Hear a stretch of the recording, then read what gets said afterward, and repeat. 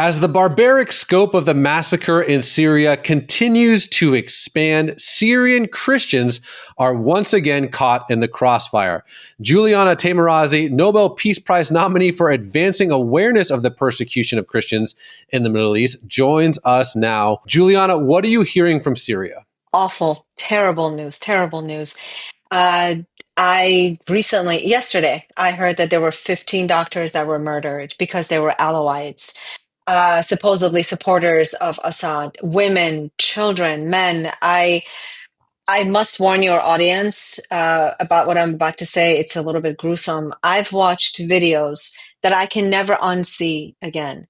I've seen hearts being carved out of bodies. I have seen duct tape being placed on men's eyes, and then they stand them on the mass graves and shoot them, and they don't die, and then they beat them after they have shot them. The dehumanization that is happening on the ground. They make them bark like dogs. They make them walk on legs and their hands, on their knees and hands. It is absolutely an atrocity. I'm a student of the Holocaust, and we read those things in the pages of history, right? And then we recently came from 10 years ago was the ISIS genocide in Iraq. But really, this is on a different scale, on another scale. Why are they killing the children? The children were not supporters of Assad. And the Christians that have come under attack, they're terrified, absolutely terrified. Oh, that is just demonic. There's no other way to describe it. Help us understand. So it seems like the reports are that this is mainly against the Alawites, right? The nationality, the ethnicity of the former Assad regime. But Christians are also being targeted. Can you help explain that for us? So the Alawites are they're considered to be heretic to the Muslims, and therefore they're not protected by the jihadists, if you will. Christians are people of the book. And because they're a small minority, and because of the atrocities that Assad had committed, also last week, I believe it was Thursday, when some supporters of Assad attacked the forces of this new regime. This regime is brutal. Please don't get me wrong, but they ambushed these new forces, and this is what's transpiring right now is in retaliation of what happened in the hands of the Assad supporters. The other thing that I have to really tell your audience is that when the West welcomed al-Jolani to power, how quickly do we forget that this man was an Al-Qaeda member, an ISIS member, when he was in Idlib, which is in northern part of Syria. They were using Turkish lira, supported by Turkey. How quickly do we forget? As soon as he puts a suit on and a necktie, he becomes a Westerner. So this massive attack that has been happening against the Alawites, it is systematic. You hear them speak. Oh, and very importantly, I must say that the fighters, you look at them, you watch these videos, the fighters are not Arabs, all of them. They're Chechens, they're Indonesians, there are Jordanians, there are Tajiks from Tajikistan. I mean, you will find there are some Americans. Apparently, there was a report that said that there are Americans, just like they were embedded with ISIS. So this very diverse, very brutal group is committing demonic acts against the Alawites. And Christians, as far as Christians are concerned, we are people of the book, yes, but we're connected to Christendom. We're infidels, although we had been there as Christians for 2,000 years, but we were there before all these regimes took over and came along. We are considered, by extension, connected to the West. And because we worship the cross, because we worship Jesus Christ, we have to pay a heavy price for them, for that belief. So the churches have been targeted, the children have been targeted, families have been massacred, and this happened also last year. This is not the first time under this regime. This happened last year too. So you have an incredible backstory in the sense that you are an Syrian Christian who grew up in Iran, and now your focus is on Christians in Iraq and Syria. Can you help? Maybe if we're just kind of late to the story, what has it been like for Christians in Syria since the Arab Spring started a decade and a half ago?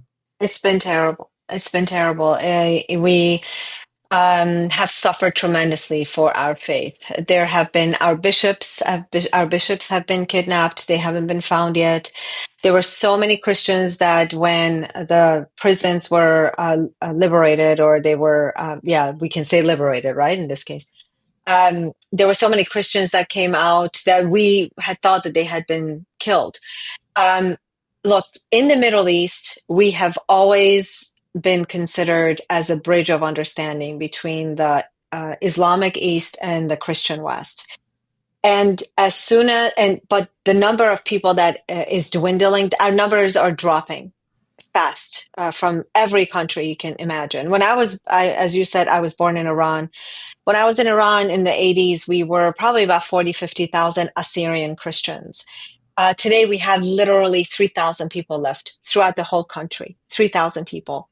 Iraq, my ancestral homeland, our ancestral homeland, second holy land, really, for all the biblical activities that had happened there. We were 1.5 million before the invasion of Iraq in 2003. Today, we have barely 100,000 people left. In Syria, the Assyrian community is 1,200 people. That's the Assyrian community, Christian Assyrian community. Overall, the Christian population into the millions we used to be. Now we're about 500,000, 400,000 people in Syria.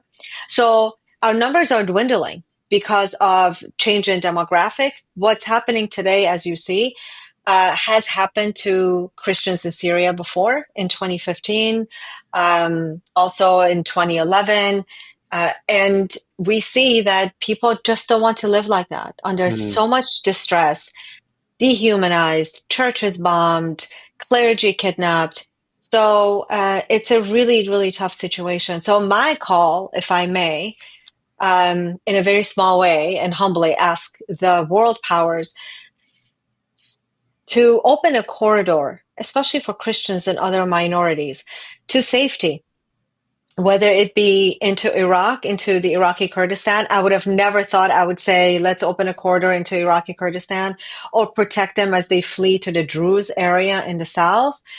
Druze are protected by the state of Israel at the moment. So a lot of people that I'm in contact with on the ground in the western part of the country, in Syria, they say, help us flee to the Druze area, open a corridor to Iraq, we'll go to Iraq.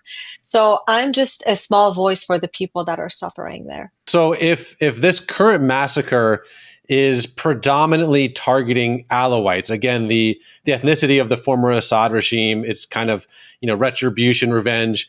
How do Christians in Syria view this? Like, they're not the direct target, quote unquote, right now, but what is their feelings? What is their anticipation of what could happen in the weeks and months ahead?